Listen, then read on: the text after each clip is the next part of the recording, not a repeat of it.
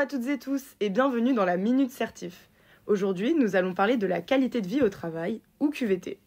Pourquoi est-ce si important dans notre hôpital? Quels sont les bénéfices pour chacun d'entre nous?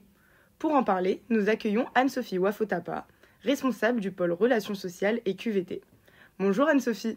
En quelques mots, pouvez-vous nous expliquer ce qu'est la QVT et pourquoi c'est un critère de certification?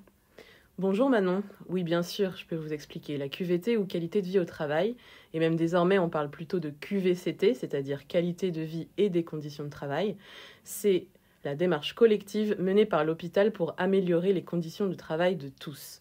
L'objectif, c'est de développer le bien-être et la santé des salariés tout en renforçant notre efficacité collective.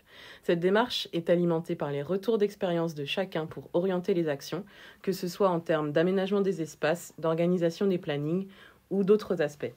En effet, améliorer le quotidien de chacun, c'est aussi garantir des soins de qualité. Et qu'avez-vous mis en place récemment ? Alors en 2022, l'hôpital a signé un accord QVCT pour la période 2023-2025. Depuis cette date, des actions concrètes ont été déployées, comme par exemple la mise à disposition d'un service d'assistance sociale, l'Humanisi, pour contribuer à l'épanouissement individuel des salariés dans de nombreux domaines, santé, handicap, famille, budget, logement. Il y a également eu l'embauche d'une psychologue du travail qui propose ses services à tout collaborateur qui la solliciterait. Également la mise en place de berceaux supplémentaires pour notre crèche d'entreprise ou bien encore l'introduction d'initiatives bien-être, comme les cocons de sieste, massages, activités sportives, comme la boxe, le yoga ou encore la chorale.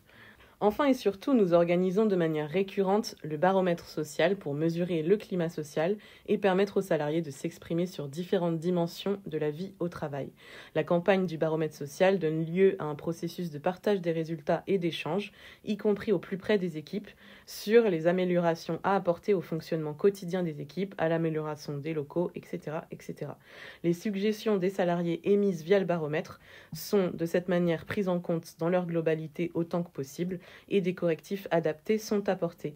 Le prochain baromètre social aura lieu au printemps 2025. Enfin, dernière initiative très récente, l'hôpital a signé un avenant à l'accord QVCT le 30 septembre 2024, instaurant un congé rémunéré pour projets solidaires.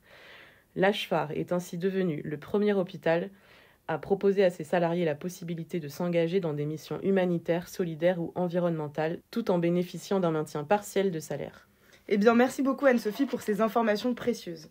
On termine avec l'info bonus du jour. Saviez-vous que le rire active plus de 300 muscles dans le corps? Rire renforce aussi le système immunitaire et réduit le stress. Allez, rendez-vous demain pour un nouvel épisode et surtout n'oubliez pas notre objectif commun, haute qualité des soins.